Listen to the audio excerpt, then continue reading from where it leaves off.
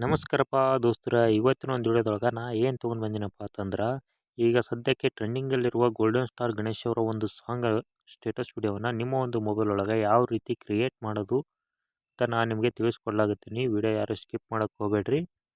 ಹಿಂಗೆ ಇನ್ನೂ ಯಾರು ನಮ್ಮ ಚಾನಲ್ ಸಬ್ಸ್ಕ್ರೈಬ್ ಮಾಡ್ಕೊಂಡಿಲ್ಲ ಬೇಗ ಸಬ್ಸ್ಕ್ರೈಬ್ ಮಾಡ್ಕೊರಿ. ಹಂಗೆ ಪಕ್ಕದಾಗಿರೋ ಬೆಲ್ ಐಕನ್ನ ಕ್ಲಿಕ್ಕನ್ನು ಮಾಡ್ಕೊಂಡು ನಿಮ್ಮ ಸ್ನೇಹಿತರಿಗೂ ಈ ವಿಡಿಯೋನ ಶೇರ್ ಮಾಡಿರಿ ಅಂತ ಹೇಳ್ತಾ ಇವತ್ತಿನ ಒಂದು ವಿಡಿಯೋನ ಸ್ಟಾರ್ಟ್ ಮಾಡೋಣ ಬರ್ರಿ. ನಿಮಗೆ ಬೀಟ್ ಮಾರ್ಕ್ ಮತ್ತು ಟೆಕ್ಸ್ಟ್ಗಳನ್ನು ಡಿಸ್ಕ್ರಿಪ್ಷನ್ ಬಾಕ್ಸ್ನಾಗ ಕೊಟ್ಟಿರ್ತೀನಿ. ಬೀಟ್ ಮಾರ್ಕ್ಗಳನ್ನು ಅವನ್ನ ಹೋಗಿ ಇಂಪೋರ್ಟನ್ನು ಮಾಡ್ಕೊಳ್ಳಿ. ಇಂಪೋರ್ಟನ್ನು ಮಾಡ್ಕೊಂಡು ನಂತರ ಮೊದಲಿಗೆ ಬೀಟ್ ಮಾರ್ಕನ್ನು ಓಪನ್ ಮಾಡ್ಕೋಬೇಕಾಗ್ತದೆ. ನಿಮಗೆ ಬೀಟ್ ಮಾರ್ಕ್ ಸಾಂಗನ್ನು ಕೊಟ್ಟಿರ್ತೀನಿ. ಮೊದಲಿಗೆ ಪ್ಲಸ್ ಐಕನ್ ಮೇಲೆ ಕ್ಲಿಕ್ಕನ್ನು ಮಾಡ್ಕೊಂಡು ಫೋಟೋಗಳನ್ನು ಆ್ಯಡ್ ಮಾಡ್ತಾ ಹೋಗಬೇಕಾಗುತ್ತೆ. ಮೀಡಿಯಾ ಮೇಲೆ ಕ್ಲಿಕ್ಕನ್ನು ಮಾಡ್ಕೊಂಡು ಫೋಟೋಸ್ಗಳನ್ನು ಹಾಕೋತ ಹೋಗಬೇಕಾಗುತ್ತೆ.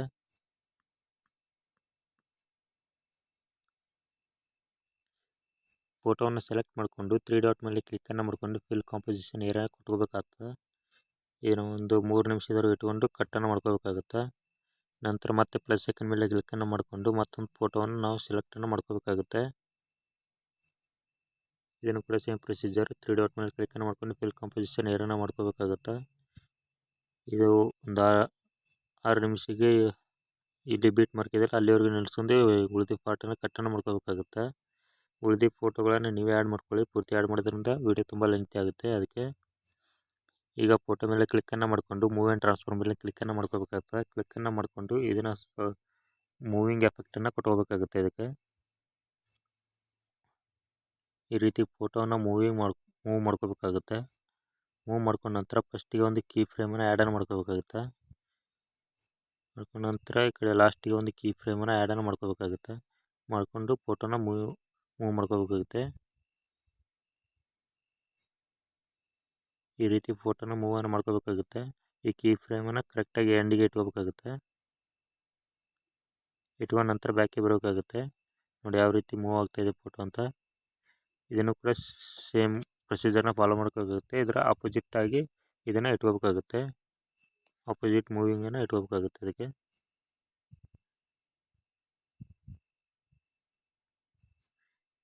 ಫಸ್ಟಿಗೆ ಒಂದು ಕೀ ಫ್ರೇಮನ್ನು ಆ್ಯಡನ್ನು ಮಾಡ್ಕೊಳ್ಳಿ. ಲಾಸ್ಟಿಗೆ ಒಂದು ಕೀ ಫ್ರೇಮನ್ನು ಆ್ಯಡನ್ನು ಮಾಡ್ಕೋಬೇಕಾಗುತ್ತೆ. ಫೋಟೋನ ಮೂವನ್ನು ಮಾಡ್ಕೊಳ್ಳಿ. ಈಗ ಕೀ ಫ್ರೇಮನ್ನು ಎಂಡ್ಗೆ ಇಟ್ಕೋಬೇಕಾಗುತ್ತೆ. ಈಗ ಇಟ್ಕೊಂಡ ನಂತರ ಈಗ ನೋಡಿ ಯಾವ ರೀತಿ ಮೂವ್ ಆಗ್ತಾಯಿದೆ ಅಂತ ಫೋಟೋಸ್ಗಳು. ಇದು ನೋಡಿ ಆಪೋಸಿಟಲ್ಲಿ ಹ್ಯಾಂಗೆ ಮೂವ್ ಆಗ್ತಾಯಿದೆ ಫೋಟೋ ಅಂತ. ಈ ರೀತಿ ಆದಮೇಲೆ ಮತ್ತೆ ಪ್ಲಸ್ ಐಕನ್ ಮೇಲೆ ಕ್ಲಿಕ್ಕನ್ನು ಮಾಡ್ಕೋಬೇಕಾಗುತ್ತೆ. ಕ್ಲಿಕ್ಕನ್ನು ಮಾಡ್ಕೊಂಡು ಇಲ್ಲೊಂದು ಶೇಪನ್ನು ಸೆಲೆಕ್ಟನ್ನು ಮಾಡ್ಕೋಬೇಕಾಗುತ್ತೆ. ಸೆಲೆಕ್ಟನ್ನು ಮಾಡ್ಕೊಂಡ ನಂತರ ಇದನ್ನು ಸ್ವಲ್ಪ ಡ್ರ್ಯಾಗ್ ಮಾಡಿ ದೊಡ್ಡದನ್ನು ಮಾಡ್ಕೋಬೇಕಾಗುತ್ತೆ. ದೊಡ್ಡದನ್ನು ಮಾಡ್ಕೊಂಡ ನಂತರ ಇಲ್ಲಿ ಕೆಳಗಡೆ ಅಡ್ಜಸ್ಟ್ಮೆಂಟನ್ನು ಮಾಡಿಕೊಂಡು ಕಲರ್ ಆ್ಯಂಡ್ ಫಿಲ್ ಮೇಲೆ ಕ್ಲಿಕ್ಕನ್ನು ಮಾಡಿಕೊಂಡು ವೈಟ್ ಕಲರ್ನ ನಾವು ಸೆಲೆಕ್ಟನ್ನು ಮಾಡ್ಕೋಬೇಕಾಗುತ್ತೆ.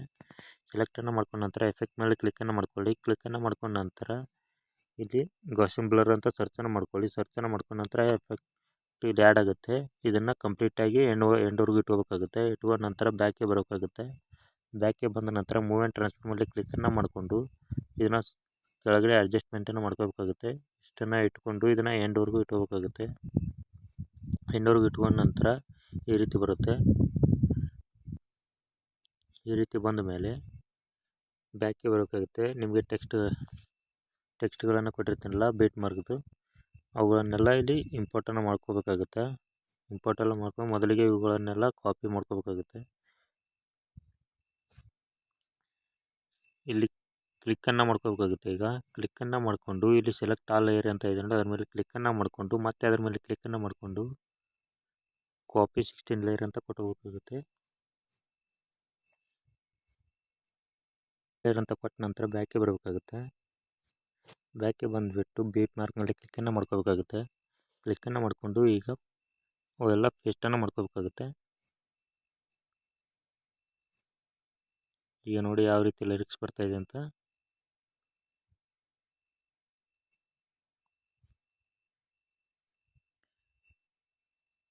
ಇಷ್ಟೇ ಸಿಂಪಲ್ ಫ್ರೆಂಡ್ಸ್.